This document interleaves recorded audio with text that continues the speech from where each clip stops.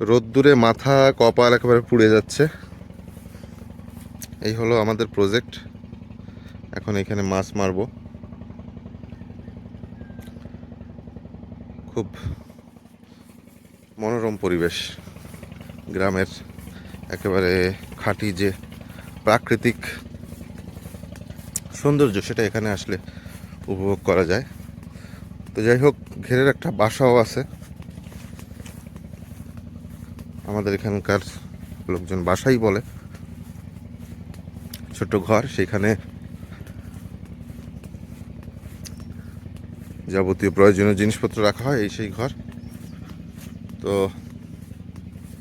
আমার সঙ্গে আমার একটা ভাইডি আসছে, ও যে খাবার তৈরি করতেছে মাছের জন্য। খাবারগুলো ঘেরের চারপাশ দিয়ে দেওয়া হবে এবং কিছুক্ষণ অপেক্ষা করব আমরা, 15 মিনিটের মতন অপেক্ষা করে তারপরে খ্যাপ দেব। আমি একটু দেখাই ও কিভাবে মাছের খাবার প্রস্তুত করছে। এই যে জাল আছে, বাইরে একটু দেখাও দেখি। এখানে ধানের কুড়ো আর কি, তুষ আর অটোর গুঁড়ো, ফিশ মিল, এটা মিক্সড করে এই দলা পাকায় একেবারে কুলে কুলে দিয়ে দেওয়া হবে। 10 থেকে 15 মিনিট পরেই আমরা অভিযান শুরু করব আর কি। এইবার দেখা যাক। সোনা বাইডে একটা দেবা নাকি খ্যাপ? হ্যাঁ,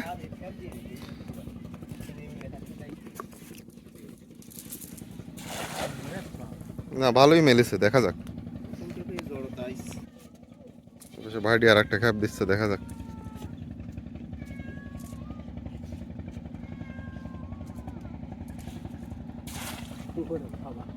জাল আসলে বড় না খুব বেশি।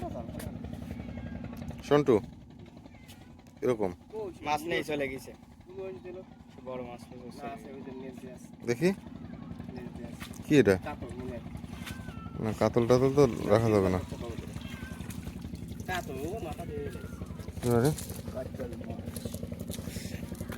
না না, রাখা ঠিক হবে না। না না না, আচ্ছা দেখি ওই বালতি কই? বালতি কি বাড়ির নাকি সোনার নাকি? এইখানে ছাড়ে নাকি কেউ? পাগল।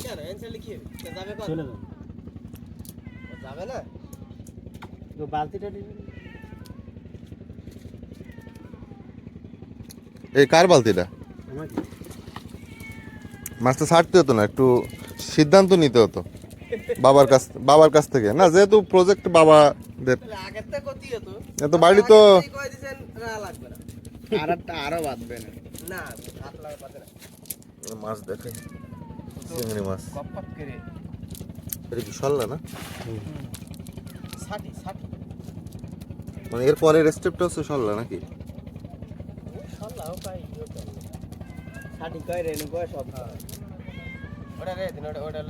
কি বৈশাখী? দুটোই বৈশাখী।